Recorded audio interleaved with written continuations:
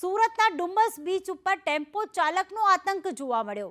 બેફામ ટેમ્પો ચલાવી અને લોકોના જીવ જોખમમાં મૂક્યા હતા। વિડીયો વાયરલ થતાં જ ડુમ્મસ પોલીસ હરકતમાં આવી છે અને ટેમ્પો ચાલકની ધરપકડ કરી તપાસ હાથ ધરવામાં આવી છે। ડુમ્મસ બીચ પર ટેમ્પો ચાલકનો આતંક સામે આવ્યો। એક તરફ લોકો ડુમ્મસ બીચ ઉપર દરિયાની મજા માણી રહ્યા છે અને બીજી તરફ ટેમ્પો ચાલક આપ જોઈ રહ્યો છો બેફામ ગતિએ ટેમ્પો ચલાવી રહ્યું છે। કેટલાક બાળકો છે, વૃદ્ધો ત્યાં બેઠા છે, બીચની મજા માણી રહ્યા છે। મનીષ અમારી સાથે જોડાઈ ગયા છે। મનીષ, ટેમ્પો ચાલકે પોતાની ભૂલ તો સ્વીકારી છે, પણ જે તે સમયે જ્યારે આ લોકોના જીવને જોખમમાં મૂકી રહ્યો હતો આ ટેમ્પો ચાલક, શું નશાની હાલતમાં હતો કે શું વિગતો સામે આવી છે?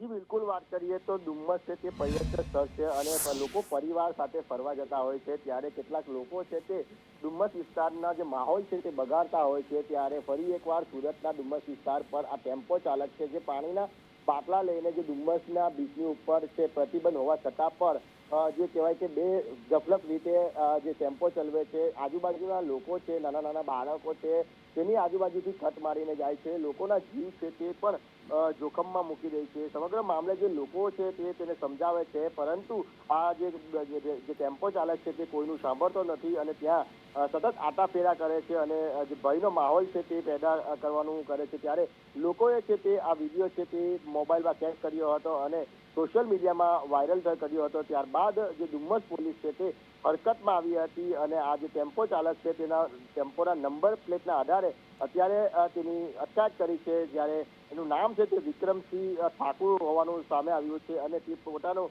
જે કહેવાય કે ડુમ્મસ વિસ્તારમાં જ રહેતો હોય તે પણ સામે આવ્યું છે।